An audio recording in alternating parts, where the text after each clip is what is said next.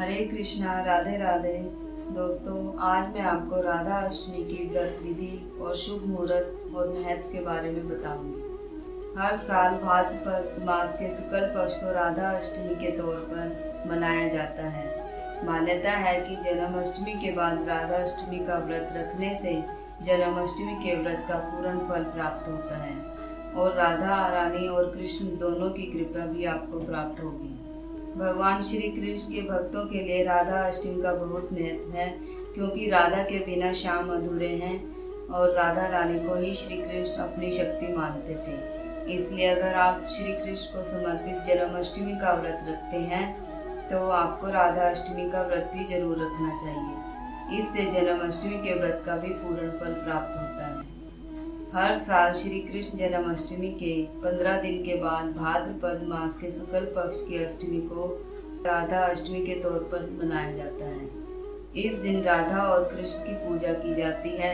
श्री राधा जी सर्व तीर्थमयी एवं ऐश्वर्यमयी है।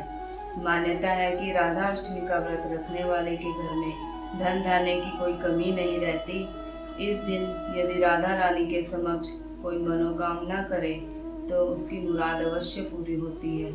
इस बार राधा अष्टमी 14 सितंबर को पड़ रही है, तो जानिए इस व्रत का शुभ मुहूर्त, समय और पूजा विधि। राधा अष्टमी व्रत तिथि 2021 14 सितंबर दिन मंगलवार को पड़ रही है।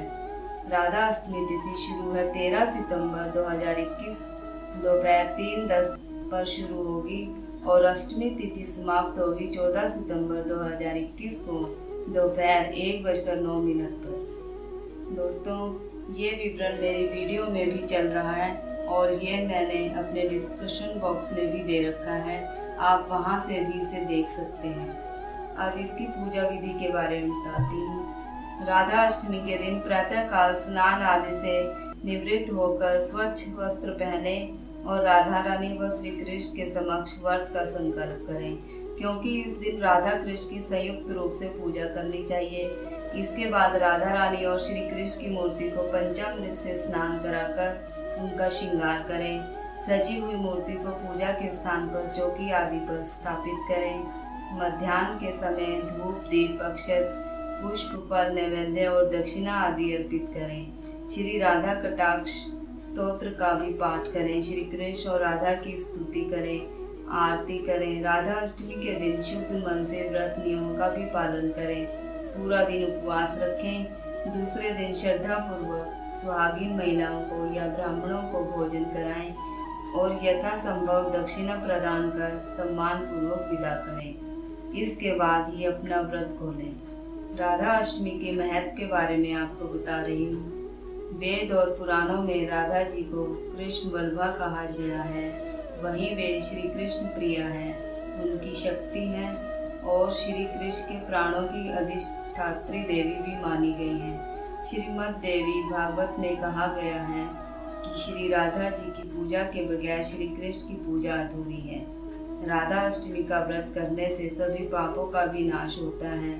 सुहागिन महिलाओं को अखंड सौभाग्य और संतान सुख प्राप्त होता है।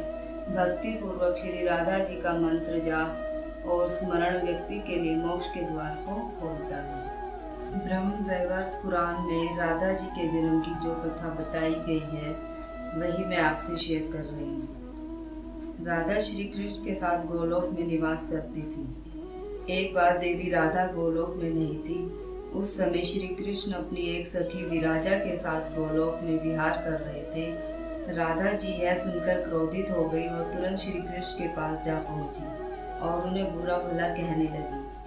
यह देखकर कान्हा के मित्र श्री दामा को बुरा लगा और उन्होंने राधा को पृथ्वी पर जन्म लेने का श्राप दे दिया। राधा को इस तरह क्रोधित देखकर विराजा वहां से नदी के रूप में चली गई। इस शाप के बाद राधा ने श्री दामा को राक्षस कुल में जन्म लेने का शाप दे दिया। देवी राधा के शाप के कारण श्री दामा ने शंखचूड़ राक्षस के रूप में जन्म लिया। वहीं राक्षस जो भगवान विष्णु का अनन्य भक्त बना और देवी राधा ने वृषभानु जी की पुत्री के रूप में पृथ्वी पर जन्म लिया। लेकिन राधा वृषभानु जी की पत्नी देवी कीर्ति के गर्भ से नहीं जन्मी। श्री दामा और राधा ने एक दूसरे को शाप दिया। तब श्री कृष्ण ने राधा से कहा कि आपको पृथ्वी पर देवी कीर्ति और वृषभानु जी की पुत्री के रूप में रहना है।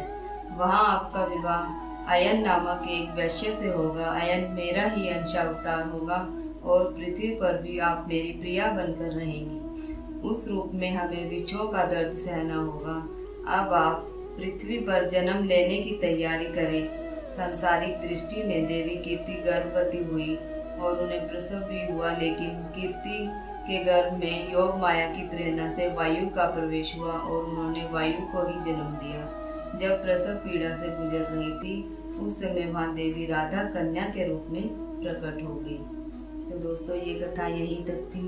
अब आप मेरे साथ कृष्ण महामंत्र का उच्चारण करें। हरे कृष्णा कृष्णा कृष्णा हरे हरे, हरे राम राम राम हरे